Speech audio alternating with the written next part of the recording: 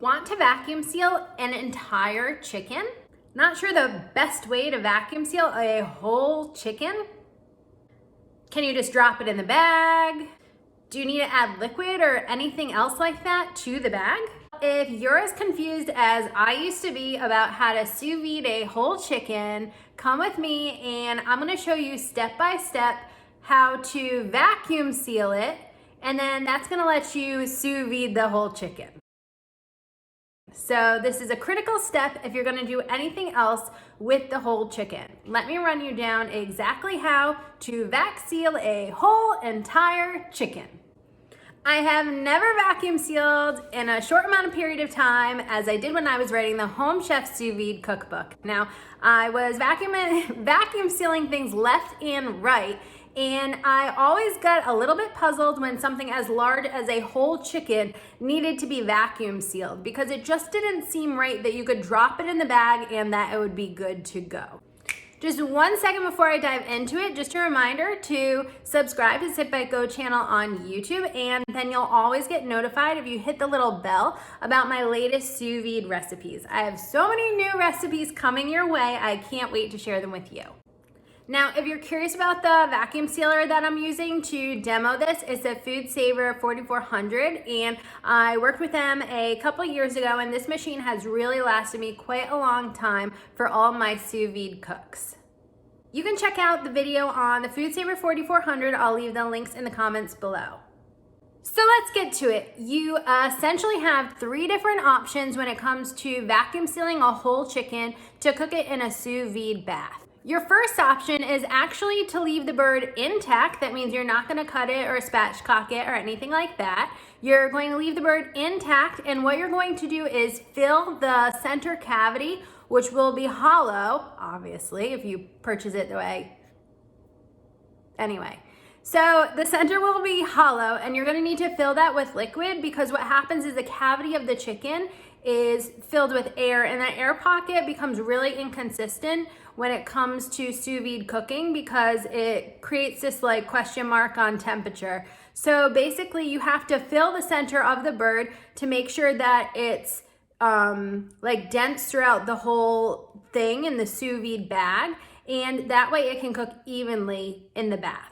Now, one thing you might be wondering about this technique of just putting water inside chicken to vacuum seal it is how you do that with a vacuum sealer, because if you're adding all of that liquid to the bird, you might be concerned that it's gonna be difficult and like that just sounds really messy. So what you could do is actually hang the chicken over the side of a countertop and just seal, do like the water displacement method, or if you have a good vacuum sealer, you could vacuum seal it so the strip is on the top and it contains all of the liquid, and then that way, because you're not leaving it flat when you're vacuum sealing it, you won't have the issue with all the water getting sucked up or spilling all over your counters. Now, to be really honest with you, I don't bother doing this method because I would personally spatchcock it, which I'm gonna teach you in the next section.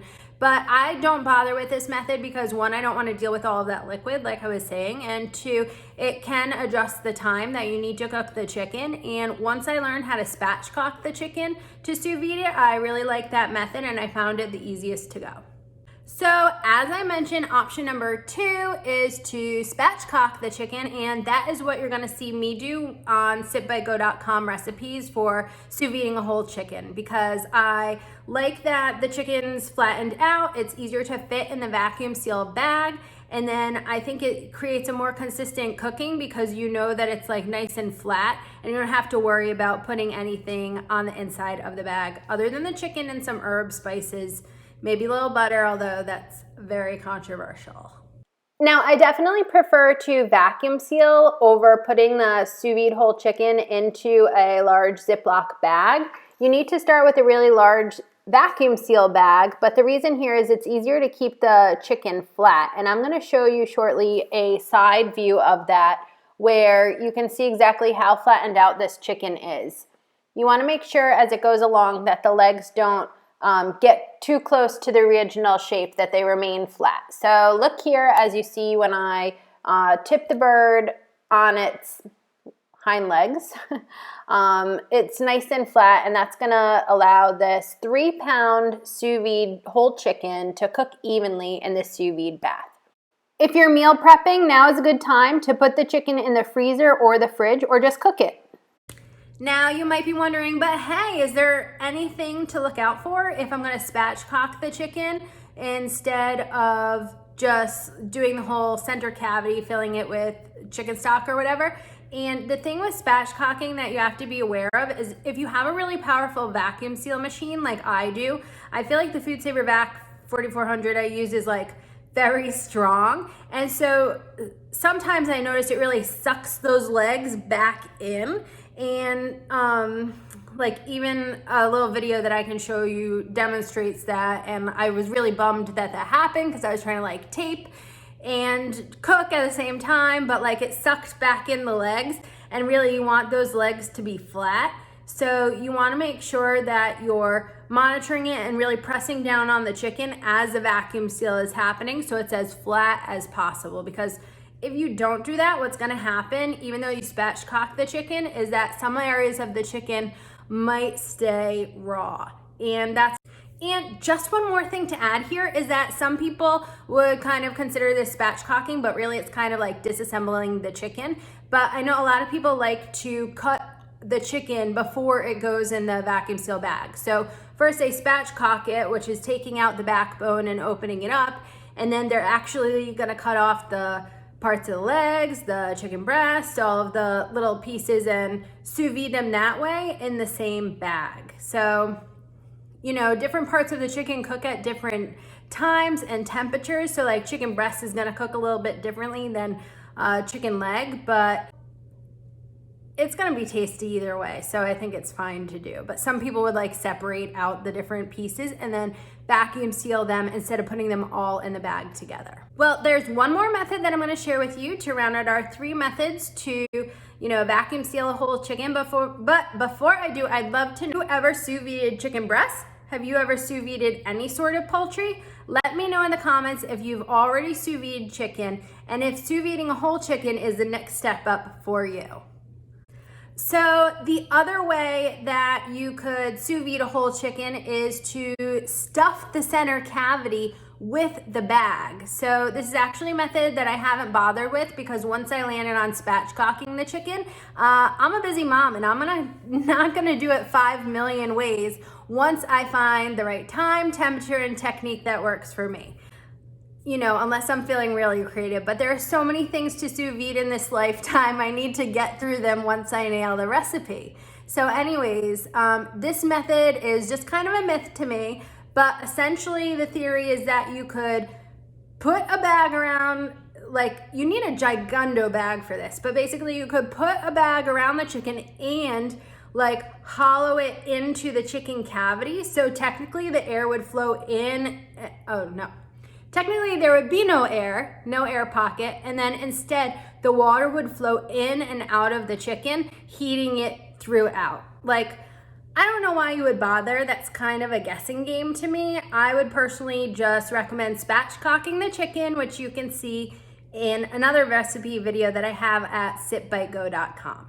Now, I don't want to leave you right there. I have just a few extra tips if you want to vacuum seal a whole chicken to sous vide it. Going back to the first option I gave you, which is to fill the cavity of the chicken, I touched upon the fact that you could use like chicken stock or a liquid, but some people might choose to do a stuffing instead. Now, I have not personally done that yet, so I don't want to provide any tips or advice because I'm a spatchcock naturalist when it comes to it, and I haven't really messed with that. But you can look into that a little bit more if it interests you to try cooking the stuffing and the chicken at the whole time. And if you're someone who has done that or has read up on that, please let us know below what you have found and if you prefer that method over the spatchcocking method, which I just can't stop raving about. Now, like I said, I use really large sous vide bags to put the spatchcock chicken in to vacuum seal it.